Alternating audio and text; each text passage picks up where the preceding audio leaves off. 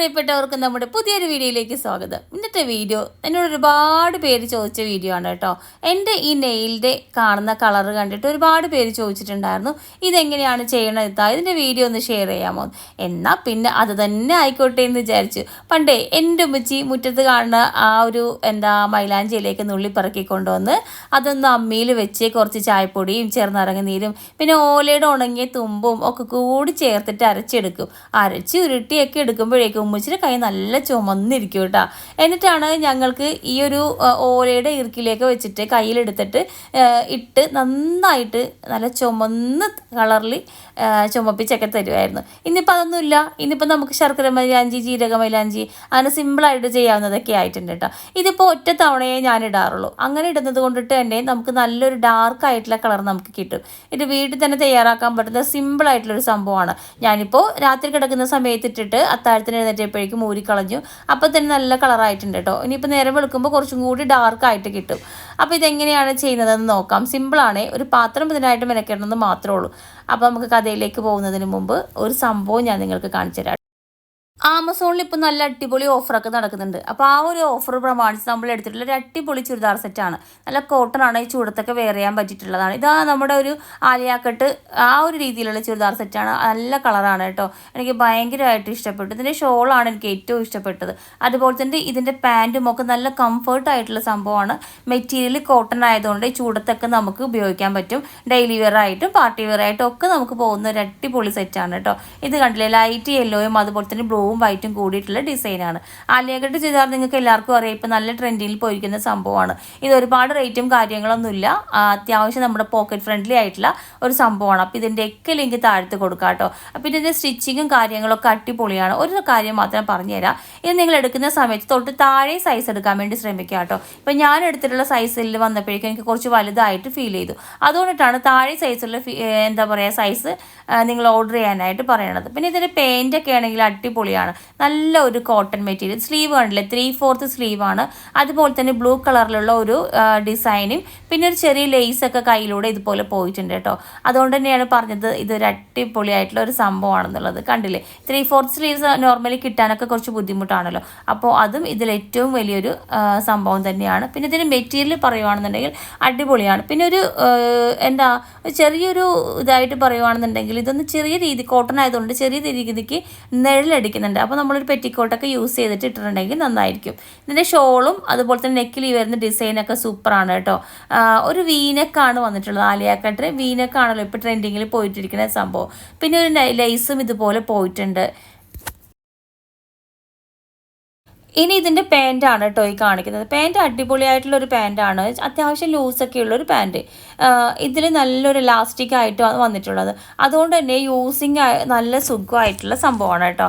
അപ്പോൾ ഇതിൻ്റെയൊക്കെ ലിങ്കും വേറെ കുറച്ച് പ്രൊഡക്റ്റിൻ്റെയൊക്കെ ലിങ്കും താഴത്ത് ഞാൻ ഡിസ്ക്രിപ്ഷൻ ബോക്സിൽ കൊടുക്കാം. ഇപ്പോൾ നമുക്ക് 70% ഡിസ്കൗണ്ടിൽ കിട്ടുന്നുണ്ട്. ഒന്ന് ട്രൈ ചെയ്ത് നോക്കാം, മറക്കരുതേ. അപ്പോൾ ഈ നമ്മൾ പറഞ്ഞു വന്ന കാര്യത്തിലേക്ക് പോകാം. അപ്പോൾ നമ്മുടെ ബ്രൂ പൊടി എടുക്കുക. ബ്രൂവിൻ്റെ ഇൻസ്റ്റൻറ്റ് കോഫി പൗഡറാണ് എടുത്തിട്ടുള്ളത്. ഇനി അത് നമ്മൾ 2 കവർ, അതായത് 2 രൂപയുടെ അല്ലെങ്കിൽ 5 രൂപയുടെ 2 കവർ ഇട്ട് കൊടുക്കുക കേട്ടോ.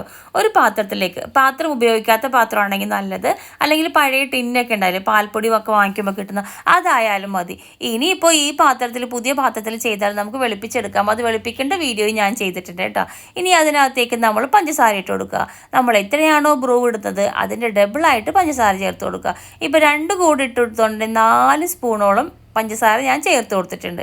അപ്പോൾ അതാണ് കേട്ടോ അതിൻ്റെ ഒരു കണക്കെന്ന് പറയുന്നത്. ഡബിളായിട്ട് പഞ്ചസാര ചേർത്ത് കൊടുക്കുക. ഇനി ഇതെല്ലാം കൂടി നമുക്കൊന്ന് മിക്സ് ചെയ്ത് കൊടുക്കുക. ഏറ്റവും കൂടുതൽ ശ്രദ്ധിക്കേണ്ട ഒരു കാര്യം പറഞ്ഞുതരാം. നമ്മൾ എടുക്കുന്ന പാത്രം, സ്പൂണ് ഇതൊന്നും നനവില്ലാത്തതായിരിക്കണം. ഉണങ്ങിയിട്ടുള്ള പാത്രവും സ്പൂണും എടുക്കുക കേട്ടോ, അല്ലെങ്കിൽ കട്ട കെട്ടിപ്പോകാനായിട്ട് സാധ്യതയുണ്ട്. ഇനി നല്ല പോലെ ഇതൊന്ന് മിക്സ് ചെയ്ത് കൊടുക്കുക. മിക്സ് ചെയ്ത് കൊടുത്തിട്ട് നടുഭാഗം ഇതുപോലൊന്ന് മാറ്റി വയ്ക്കുക. ഇവിടെ നമുക്ക് പ്ലെയിൻ ആയിട്ട് കിട്ടണം, അതാണ് മാറ്റി വയ്ക്കുന്നത്. ഇനി ഒരു പാത്രമോ ഒരു ഗ്ലാസ്സോ ഇതിനകത്തേക്ക് ഇറക്കി വയ്ക്കുക. ഇനി നേരെ ഇത് കൊണ്ടുപോയിട്ട് ഗ്യാസ് അടുപ്പിലേക്ക് വെച്ചിട്ട് ചെറിയ തീയിലിടുക. ഏറ്റവും ചെറിയ തീയിലിട്ട് കൊടുക്കുക. അതിനുശേഷം ഇതിന് കറക്റ്റായിട്ടുള്ള ആയിട്ടുള്ള ഒരു മൂടി ഉപയോഗിച്ചിട്ട് മൂടിക്കൊടുക്കുക. ഇനി ഇതിന് മുകളിലായിട്ട് തണുത്ത വെള്ളം അല്ലെങ്കിൽ പച്ചവെള്ളം ഇട്ടിട്ട് അതിനകത്തേക്ക് ഐസ് ക്യൂബ് ഇട്ട് കൊടുക്കുക.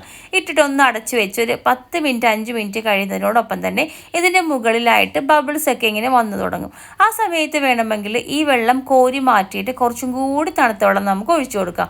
അപ്പം നമുക്ക് ഉള്ളിൽ കിട്ടുന്ന ആ കളറുള്ള വെള്ളം കൂടുതലായിട്ട് കിട്ടാനായിട്ട് ചാൻസ് ഉണ്ട് കേട്ടോ.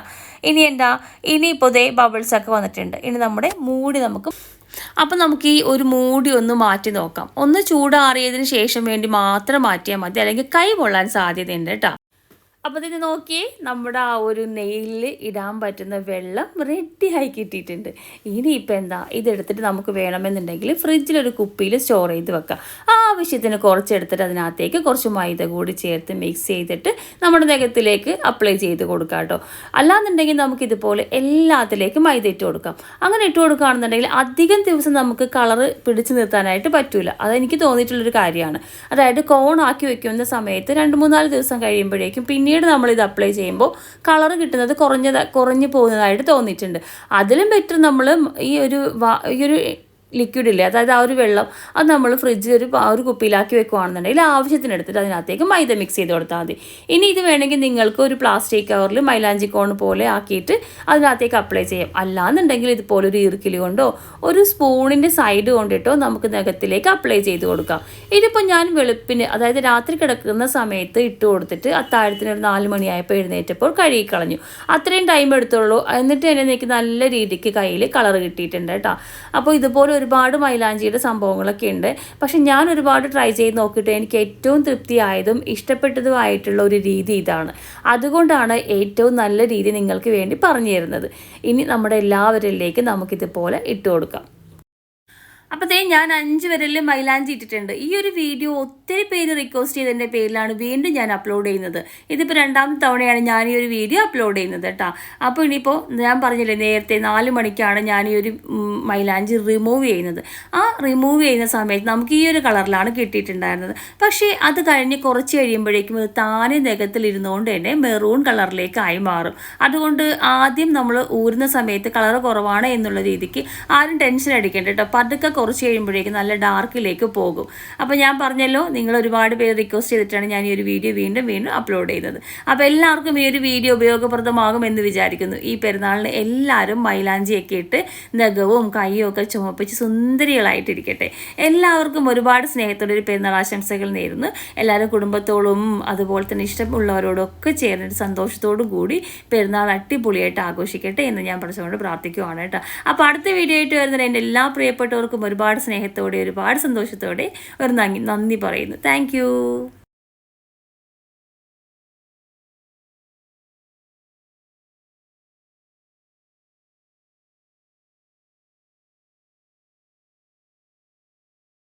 ഉണ്ട്